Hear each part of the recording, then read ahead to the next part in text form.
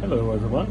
I just received these summer cuttings in the mail from Profig. That's Brian Melton down in Fresno, California. And I thought I'd make a video to show you guys how I root them and the differences between rooting these and dormant cuttings, which we take in the wintertime, or we receive in the wintertime. Brian does send a sheet, which is excellent, on how he roots his summer cuttings. And to be honest, my method is not extremely dissimilar from his at all. There are a couple things that I do slightly different. So I thought I would share my method so you could, just have more information. The more information, the better. And this method has worked really well for me. So the differences between summer cuttings and dormant cuttings. Summer cuttings are typically softer, greener wood, depending on where they're taken from on the tree. They need to be used right away because the tree has been active recently, flowing sap. It's not dormant. The first thing I did when I received these is I gave them a good wash with soap and water to remove any potential fungal or bacterial disease on the outside. I'm not saying that his cuttings are diseased. Every tree outside has, fungal spores and bacteria on them. When we're rooting, though, we want to remove all of that and sterilize these so that we don't potentially have a mold issue that can cause rot and cause your cutting to die and to fail. So these are all cleaned up. Before I got them in the water, I gave them all fresh, clean cuts along the bottom and along any of the tops where they didn't have terminal tips. The next thing I'm going to do once these are completely dry is I'm going to be waxing. I'm going to be dipping the tips of the cuttings that have a cut end on their top in wax to seal that up. Wax has become my new favorite sealant. I do not like using parafilm. I find that parafilm can sometimes trap moisture underneath it, and I know a lot of people like to run parafilm, all the way up their cutting. For me, it just hasn't worked. For some people, it works just fine. For me, it doesn't. For me, using this waxing method has become my absolute favorite. I used to use a product called Root Wound, but Root Wound is messy and it's expensive, and to be totally honest, I don't really know what's in it. It's kind of funky, smelly stuff. So I use a soy wax that a friend gave me. You could use beeswax, soy wax, something without, a whole bunch of, smelly stuff in it. But anyways, I'm gonna get these waxed up and then we'll take a look at how we're gonna get them rooted. All right, let's take a look at the bin that I will be using to root these. Now, I like to use a dark Rubbermaid bin. In the past, I used to use a clear one and just put it in a dark area, but I've found the darker, the better. You want these cuttings to focus on rooting and not putting out foliar growth, and especially since these are summer cuttings that were active recently, they really want to put out foliage. So the darker you can keep them, the better. These are just 4x9 tree pots that I have in here, and they're not 4x9 anymore. Now they are 4x7. I cut them down a bit because of the height of my bin. If you were to have a taller bin, you could use a full tree pot. Unfortunately, this bin came with a clear lid. So what I do is I just put some books or something or a blanket over the top to keep light out. Now we can do a couple of things once we're all done getting these prepared. One, I could stick this outside, and it's probably an average of 90 degrees right now, 90 during the day and 60 at night, which is great. They would absolutely root in here. I want them to root a little bit quicker, so I'm going to be sticking this bin on a heat mat that I have set up in our bedroom, and I know the light is going to be off in there all day as well, so it's going to be dark and warm, and this bin, which is closed up, is going to provide the humidity needed, especially for summer cuttings that have a little bit softer wood. They're going to have the tendency to dry out a little bit quicker. Keeping the humidity up is really crucial, so that's why this bin comes in so handy. All right, let's go take a look at the medium I use.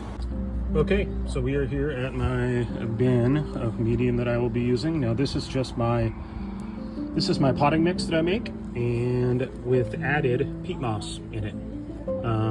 Added peat moss to lighten it up, and I don't want quite the density of food that I have in my standard potting mix. So this is what I like to use in my air layer, in my air layering, and I also like to use it for rooting now. My opinion on this has changed quite a bit. If you've watched some of my old videos or read some of the other things I wrote online, I used to like to use an inert medium, something like a seedling potting mix that didn't have any food in it whatsoever.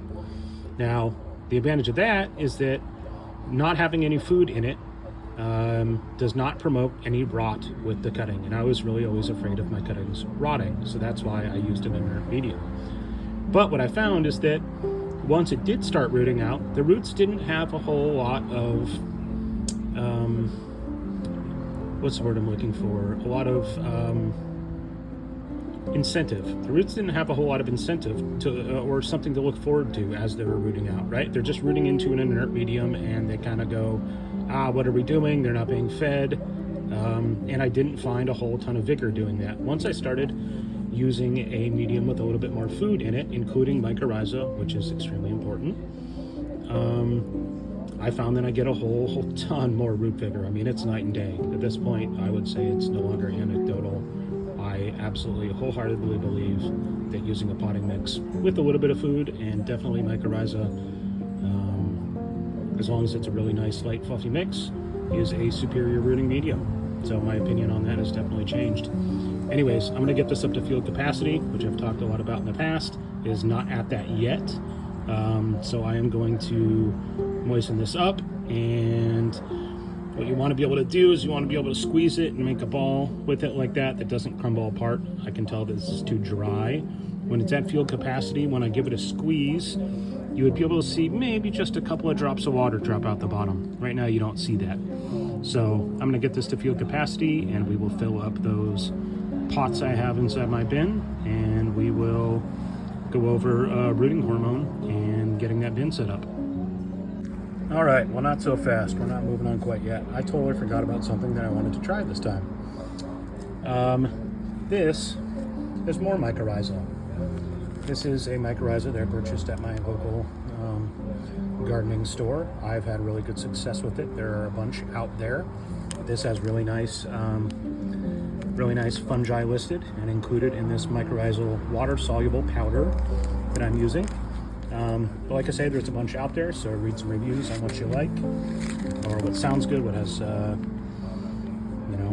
good reviews. And what I'm going to be doing is, I have just mixed a teaspoon per gallon, manufacturer's recommendation, on this water-soluble mycorrhiza, and I've mixed it into the water that I will be moistening the soil back up with. Now, this is a trick that I learned from the figologist, Bobby Gahary, up in Oregon City. He has an excellent YouTube channel. He started a while back, and he started using this. Now, granted, he uses a little bit different mycorrhiza than me. He started using this method of moistening his air layering medium, so basically the same medium, just for air layers. He started moistening his soil, and then even halfway through his air layers, injecting this into the pods once they start to dry out a little bit. I used this method on this last round of air layers that I did. I will show you guys some pictures of the success that I've had, and it is night and day different.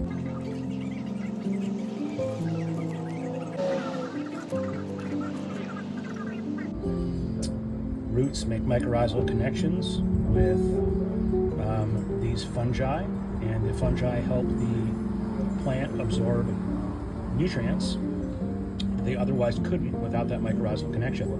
And obviously, based on the results that I have seen from him and from myself so far, I have absolutely no doubt that this promotes and encourages much, much better, thicker, healthier rooting.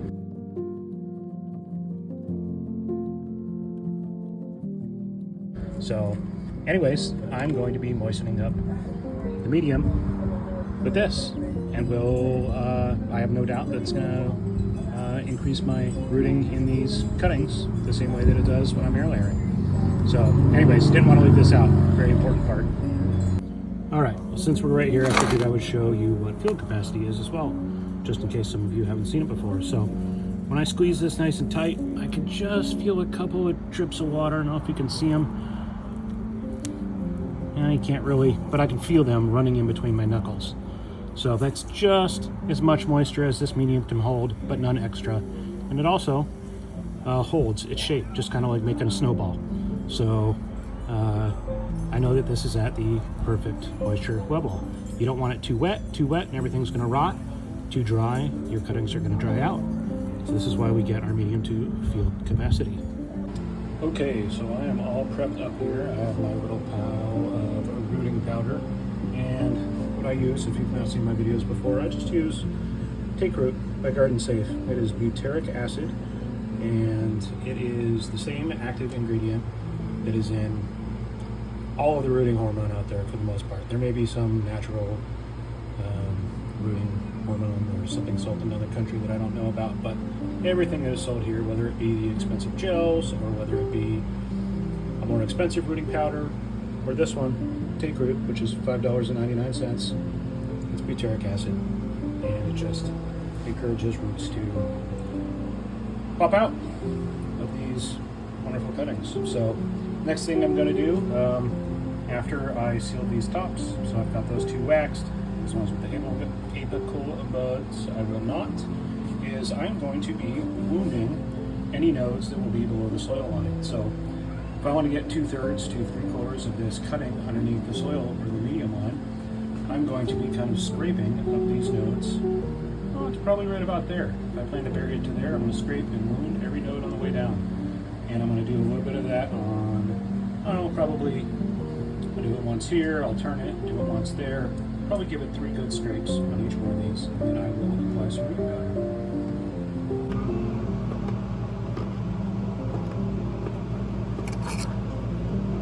All right, so I'm just going to take my knife and I'm going to say that I'm going to bury this probably up to about that node right there. And I just start scraping. Start scraping down the nodes, wound them up a little bit. I'll do that on a second side, if you will, and then a third side. A side of a cylindrical cutting. I know that doesn't work, but I'm gonna roll with it anyways. So after that, I'm going to dip the bottom in a little bit of rooting powder, and I'm going to get a little bit of rooting powder all over those wounded nodes. Now, it doesn't take a whole lot, but I have heard some people say that excess rooting powder can cause rot. I haven't experienced that, but I've also found that you don't need to cake it on. So there we go. That may look a little bit caked on, but I often use about that much. Now I'm just going to go ahead and submerge it into my medium over here, finish with the rest of them, and we will get this into a nice warm spot, whether that be outside or onto my heat mat.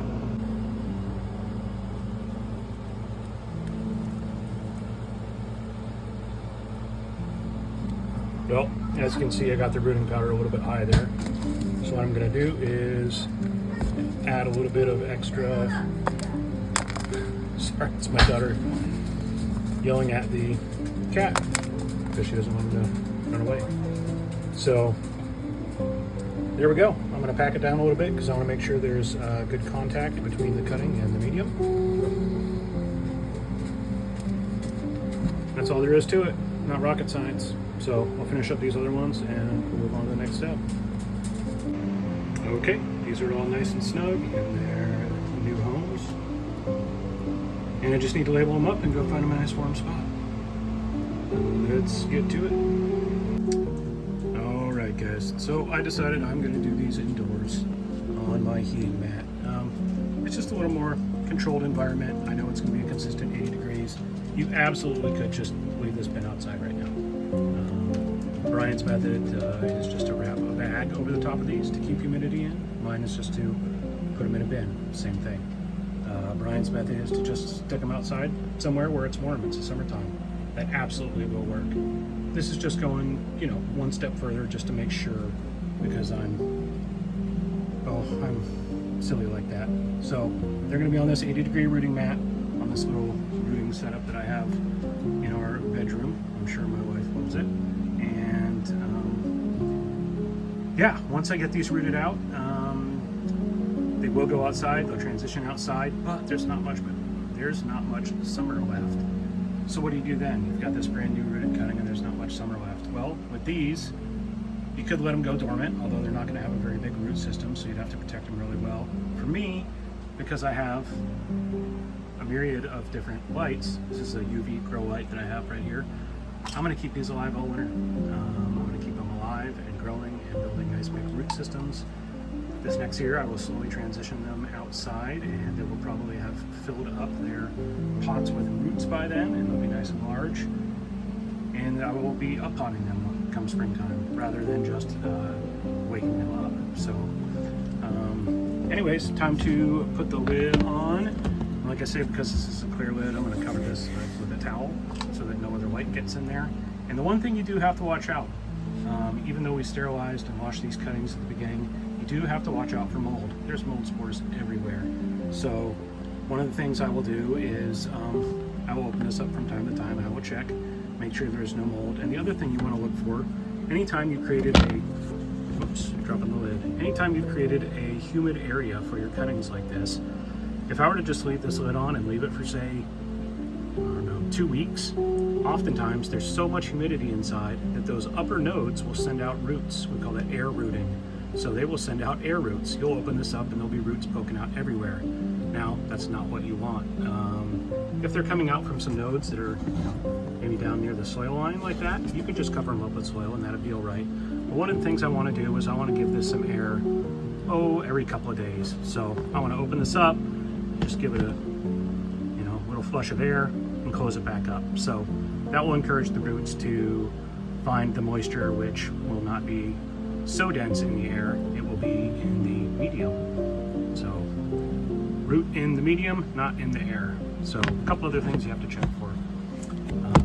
If you do see some mold, what I like to do is mix up a bottle of just hydrogen peroxide. What do I use? I use like 1 to 3 hydrogen peroxide to water and give a good spray down on them. It's not going to hurt the rooting at all. It's not going to hurt the cutting, but it will absolutely kill all the molds that all the fungi, parasitic fungi that I've found that have ever attacked my cuttings. So hopefully I haven't been too long-winded here and you've gained some insight into the difference between summer and dormant cuttings.